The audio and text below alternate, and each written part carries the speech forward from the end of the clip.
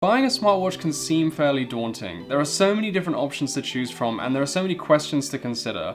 Which one integrates with my device is the best? Which one has the best fitness tracking functionality? Which design do I find most appealing? And so many others. This video will tell you everything that you need to know in order to make the right choice. What's up everybody, welcome back to the channel. My name is Alex Rodzianko, bringing you weekly videos on tech, personal finance and productivity. If you're interested to see more, make sure you hit the subscribe button. So the first thing you're going to want to think about when you're buying a smartwatch is what kind of design do you prefer the most? Let's think first of all about the shape of the watch face. So I've been using an Apple Watch for about a year and a half now. It has a very rectangular design to the watch face, and there are a lot of other options that are similar to it.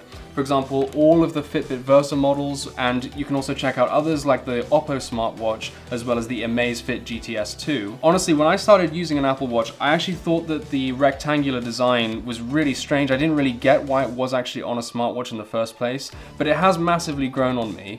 But if you're somebody that's not really keen on that sort of design, there are loads of others available with round watch faces instead. So the Samsung Galaxy Watch Active, or the more higher end Samsung Galaxy Watch 3, as well as the Fossil Sport Watch and the Honor Magic Watch 2. There are also very different designs available. If you're not entirely set on getting a fully fledged smartwatch and you are comfortable with maybe just something like a basic fitness tracker, you can check out options like the Fitbit Luxe, which has a very different design. It's kind of a small rectangular look.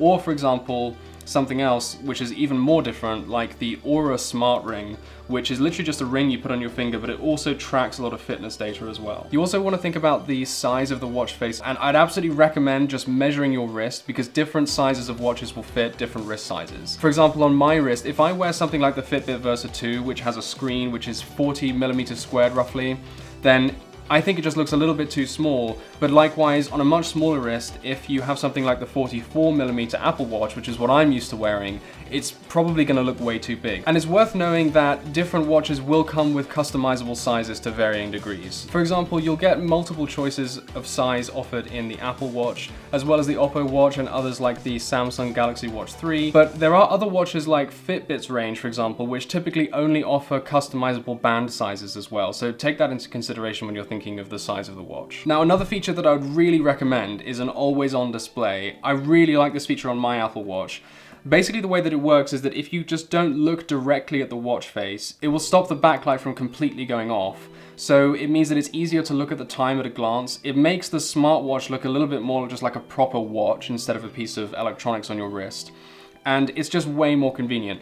Now, there are some models that just don't offer an always-on display, like the Apple Watch SE, for example. So if you're interested in getting a slightly cheaper model, I'd recommend going for a second-hand, more premium option, which has an always-on display, just to get that benefit of being able to see the time a little bit more easily. The sort of models which you'll be able to get always-on displays on will be the Apple Watch since Series 5, and also others like the Fitbit Versa 2 and 3. You're also going to have to think about health and fitness tracking. Now, I actually started using a smartwatch in middle of 2019. I used a Fitbit a little bit before getting an Apple Watch, and at that time, I thought the whole fitness tracking in smartwatches was actually just a bit of a gimmick. I didn't really get the utility of them at all. But then I actually started using them, and they coincided roughly at that time during a period when I was just interested in exercising a little bit more and being more active. And having this kind of tracking functionality with me just allowed me to kind of turn all that exercise into a bit of a game. And it did actually just help me be more productive with it. And I actually ended up losing about 15 kilograms over the space of a few months. So that's my recommendation for it. It definitely worked for me. So it may or may not be something important for you, but if you are thinking about a fitness tracker, then you need to think first of all, how much data do you want the watch to be tracking when you're working out? So most smartwatches are going to do basic things like they're going to track your heart rate, they're going to give you a range of different workouts to track specifically, and then they're going to give you records of things like how long you've been working out for, what your average heart rate was during that time, and other things like your splits if you're doing running, and basic information like that. But some of the higher end models will give you just a little bit more information to go on. For example, like the Apple Watch, they will give you extra information like monitoring heart rate recovery after you finish workouts, And for example, in the Series 6, you also get added features like blood oxygen level monitoring, and there's actually rumors that the Series 7 might be coming out with still additional features like blood glucose monitoring, but we're gonna have to just see how that goes later on. There's also other subscription services that you can sign up to, like Fitbit Premium if you do have a Fitbit, and that's gonna also provide you just extra metrics to go on, like things like skin temperature, heart rate variability, breathing rate, and that kind of stuff. Personally, I think a lot of the features that are exclusive to some of the best smartwatches are most of the time a little bit of a gimmick as far as fitness tracking goes. The most important ones for me, at least, are things like heart rate monitoring and also offering a range of workouts to track, but your case may be different. As far as heart rate tracking itself goes, if you just want a rough idea, then basically any kind of model will probably do the job, but you should also be aware that some of the newer models and some of the really high-end ones, like Apple Watch and like the Samsung Galaxy Watch 3, they're going to provide the most accurate readings for you, but the difference isn't going to be huge across the board. You're also going to want to consider the different levels of sleep tracking available.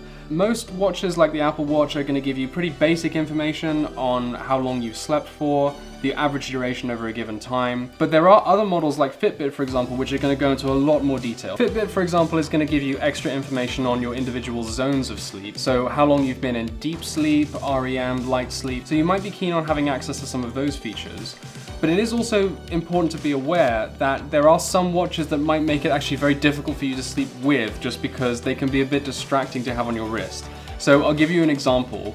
So this watch here is the Samsung Galaxy Watch Active, and you'll probably notice that a lot of these watches have little lights on the back of them, which are used mainly for things like heart rate tracking. And they're fine most of the time, but some watches, like this one in particular, they can be so bright that they'll sometimes flicker while you're sleeping, and if you're very sensitive to light, then it can sometimes wake you up or stop you from sleeping very easily. So if you're somebody who is a sensitive sleeper, then try to avoid those kind of devices. Another important question is, how good is the fitness app available to you? Now, in my view, Fitbit is an absolute leader in this regard. I mean, I think the app that they have is so good and so concise. When you look at it straight away, it presents everything pretty much that's most important directly on the homepage. It's really easy to find extra information on your zones of sleep and things like that. But that kind of layout and that kind of clarity is not going to be the same for every single app that you have with some of these different devices. For example, in Apple Health, data records of your heart rate are often presented as ranges rather than estimations of individual values. And I just personally find that a little bit difficult to read at a glance compared to Fitbit's alternative approach where you just give you precise measurements, although they are obviously estimations. Also with Apple Health, I do find when you browse general features that there's quite a lot of comprehensive information just thrown at you, and it's difficult to just filter from that the stuff that you really want to actually just read and have access to. And I also think that similarly, the Samsung Health app, it's just a little bit more unintuitive like the Apple Health app. It's not quite as concise and effective as Fitbit's, for example. Consider also if you want GPS tracking in your smartwatch. So if you're somebody that doesn't want to take your phone out with you while you're going for a run, for example, but you still want to track your location and have a record of where you've been on a map that you can look at afterwards, you will need to make sure you have GPS tracking. You still can track locations and things like that of workouts outdoors with your smartwatch if you don't have GPS tracking. But if you want to do that, you're going to have to bring your phone with you. So it just depends on what kind of flexibility you want there. Connectivity is a big thing to think about, including how the watch actually integrates with the other devices you have. So the first question to ask yourself is, what are you already using? If you're an Apple user already, basically everything is going to be compatible with your iPhone, provided that you have a recent enough iOS update. But if you're an Android user, personally, I'll just say my recommendation is just don't buy an Apple Watch, because there's just a lot of things that are just not going to be compatible with your device. You're not going to be able to access Apple Health app, you're not going to be able to access Apple Fitness, you're not going to be able to use the Apple Watch app, so you won't be able to use that to change faces and things like that, although you can do a lot of that in the watch. But it basically means that the health and fitness tracking and most of the connectivity features of the watch are just not going to be available to Android users, so it makes the whole idea of having a smartwatch pretty pointless. So if you have an Android device, my recommendation would be go for an Android compatible option. Some smartwatches are going to offer different levels of communication features as well. Most options at the lower end will allow you to receive notifications for emails and text message alerts, but you're going to want to go for one of the higher end options for things like responding to text messages with dictation, receiving phone calls, and contactless payments. Consider also if you want cellular or GPS level hardware. Now the difference is that the cellular option allows you to connect directly to mobile data through your watch without having to use your phone, but it does require a subscription service. Whereas GPS level hardware, on the other hand, only allows you to track your location outdoors, for example if you're doing a workout, if you don't have your phone on you. Just be aware that the difference is at the level of the hardware, so you do have to make the decision straight away when you buy, meaning that if you get the GPS option, for example, you can't later on down the line decide, I just want to add a subscription and then have the cellular services available to you. Okay, battery life is a massive consideration for what smartwatch you want to buy because they vary massively across the board. So start off by asking yourself just very basically, what do you want to use the smartwatch for? If you want to track yourself constantly, let's say you want to track your sleep, you want to track exercise, you want to make sure that you track your health and heart rate day to day all the time, there are basically just some smartwatches that are just not going to allow you to do that, or it's going to make it very difficult because of how often you have to charge them. For example, the Apple Watch offers about 18 hours of battery life on a single charge. That means that you're basically going to have to charge it every 1 or 2 days. The Samsung Galaxy Watch 3 offers a slightly better 43 hours roughly on a single charge. Then there are models like the Fitbit Versa 3, which advertise more than 10 days of battery life on a single charge, so that makes it easy to basically track everything without worrying about your watch dying on you. But then on the more extreme end of the scale, you've got some watches that use solar energy to charge, like for example the Garmin Fenix 6X Solar Pro, which can last more than 120 days depending on how it's used. So basically, if you want flexibility with battery life, then the Apple Watch and similar models, they're probably not going to be best for you in comparison to others like those from Fitbit or Garmin's range. When it comes to performance, there's basically one question to keep in mind, which is how much is your watch going to be multitasking? If you basically just want to use one app at one time, like let's say fitness tracking, then pretty much any option is going to be fine for you, including some of the lower end fitness trackers from Fitbit, for example. But if you want to be doing things like listening to music while tracking runs, and then you also want to have some running app like Strava in the background as well going on, then there are some watches which are just not going to be able to cope with that level of load on the system. So for example, watches like the Samsung Galaxy Active, if you try to multitask that much with a watch like that, it's basically just going to crash and you're not going to have a great time with it. So if you do want to do a lot of multitasking, you're going to basically want to go for higher end options like the Apple Watch Series 6 or the Samsung Galaxy Watch 3, and they basically just have beefier core components like the CPU and the RAM, which is just going to make it feel smoother during use. So you've thought about a lot of features of different smartwatches and you've come to this basic question, which is, which one should you buy? So I thought I would end this video by just making a few different recommendations, and they really depend on what kind of use case you have specifically. If you're somebody who is really focused on connectivity, integrating with your devices, you want really good looks, and you want a really nice display, then I'd absolutely recommend something like the Samsung Galaxy Watch 3. It looks great, performs well, and it's not going to let you down.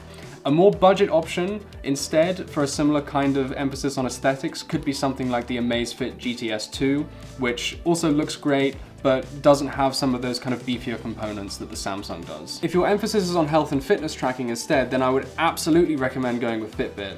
At the more premium end, the Fitbit Sense is a really good model. It's going to give you some great features, a really good display, and you're also going to get the benefit of that really easy to use app. At a slightly more budget level, then you could consider options like the Fitbit Charge, which will do much of the same fitness tracking without that added smartwatch level set of features. Okay, and lastly, for just a really strong all-round smartwatch, which doesn't really compromise on fitness tracking, and which is also really strong on connectivity and aesthetics, I would probably unsurprisingly recommend the Apple Watch. I've used it for a long time now, it hasn't let me down at all, it's really good in all manner of ways. But for a slightly more budget option, I would recommend, instead of the Apple Watch SE, I'd recommend going for the Apple Watch Series 5 secondhand, so you do get the benefit of that always on display. But for a fully compatible Android option, then the Oppo smartwatch would be a really good alternative. Okay, so that brings us to the end of this smartwatch buyer's guide. I'm curious to know what you think. Which smartwatch would you buy given the choices today? Let me know in the comments below. And also, if you like this video, don't forget to smash the like button and to subscribe if you want to see more. Coming up next, I'm going to be comparing different cloud storage services and letting you know which one I would use. So stay tuned if you want to see more. Thanks for watching. See you in the next video.